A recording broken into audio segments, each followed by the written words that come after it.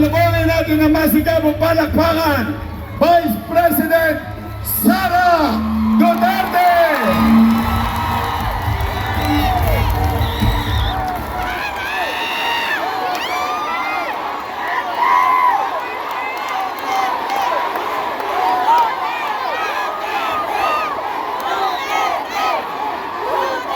Maraming salamat.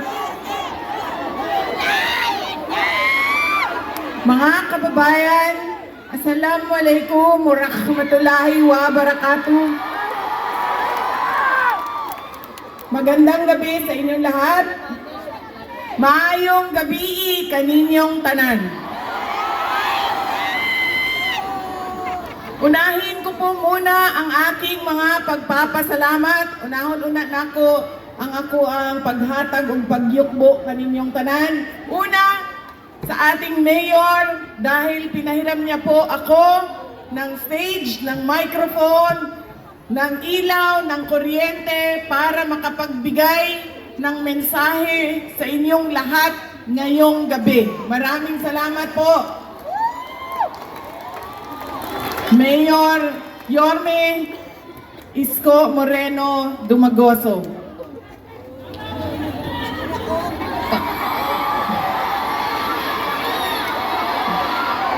Darating tayo doon, sir. Sandali lang.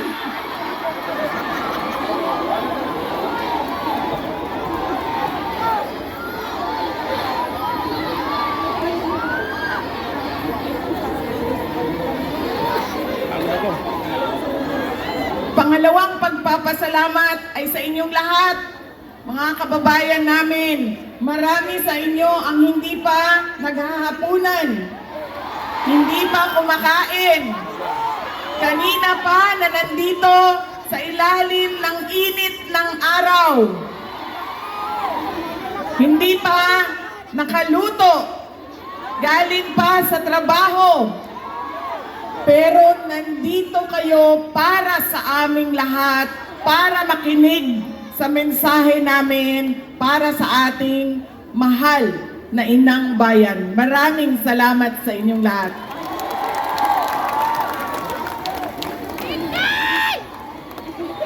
Ang aking kanang bisan asa kumuanto ba ang syagit sa mga tao, Duterte, Duterte. Kahit saan ako pumunta, ang sigaw ng mga tao, Duterte, Duterte. Paalala ko lang, ako ay tumatayo dito sa harap ninyo ngayon, hindi kandidato. Dahil ang eleksyon ko ay sa 2028 pa.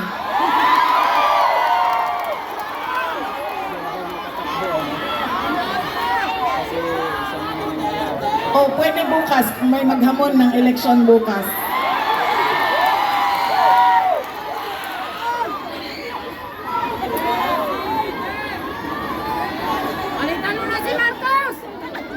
Baka kasi hanapin ninyo sa balota ang aking pangalan. Wala pong Duterte na tumatakbo ngayon. Nandito po ako bilang isang botante din. Ngayong eleksyon na ito, botante ako. At meron akong mga paalala sa inyo, mga kababayan.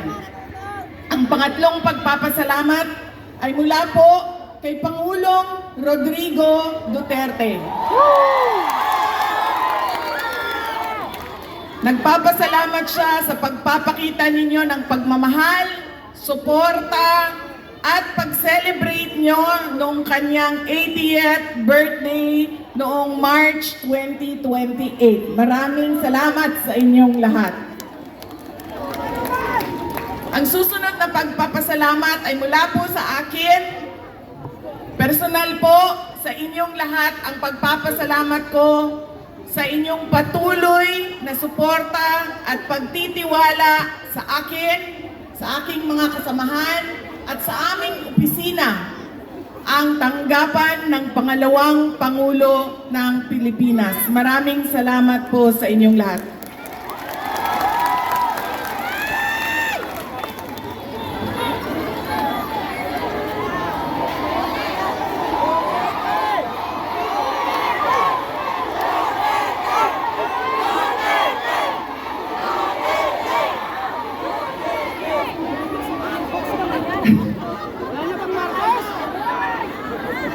Totoo. Totoo yan. Sabi nila, bangat daw yung isa. Sabi ko, totoo yan.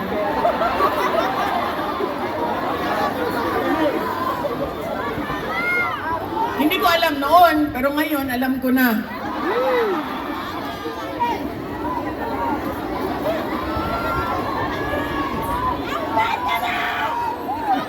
Ang susunod na pagpapasalamat ay mula po sa pamilya namin, ang pamilya Duterte.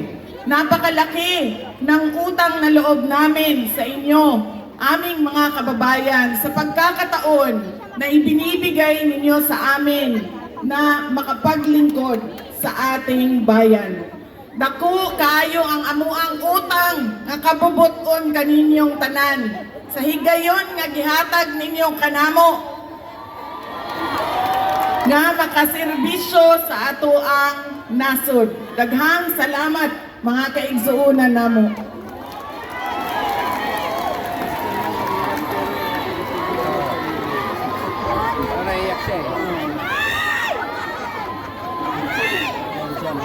Alam nyo, marami sa ating mga problema ngayon na nakikita natin sa ating lipunan.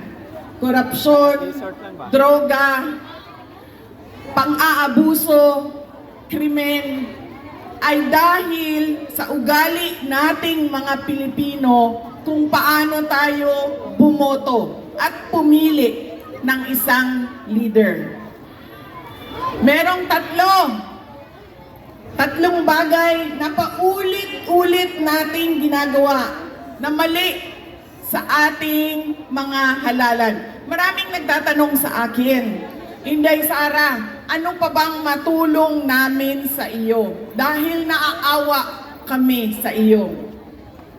Wala na po kayong matulong sa akin. Dahil ginawa na po ninyo akong Vice President.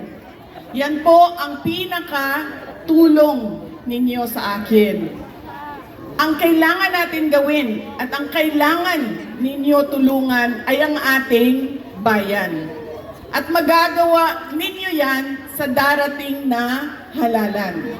Ang unang pagkakamali na ginagawa nating mga Pilipino, kapag sino yung natatawa tayo, naaaliw tayo, sumasayaw at kumakanta, yun ang naaalala natin pag upo natin doon sa presinto, sa polling precinct natin.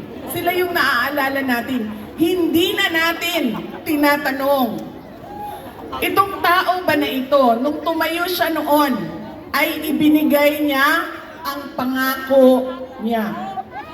Noong itong tao ba na ito, noong nangangampanya siya, nanliligaw siya sa akin, marami siyang pangako na sinabi niyang gagawin niya, ay ibinigay ba niya sa bayan? Ang isang halimbawa dito ay ang pangako na 20 pesos per kilo na bigas.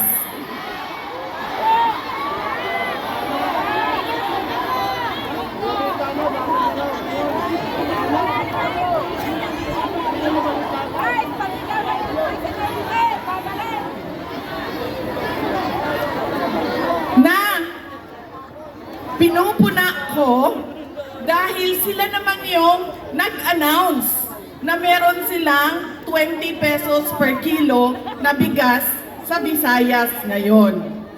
Ang sinasabi ko, pangako yan noong eleksyon noong 2022.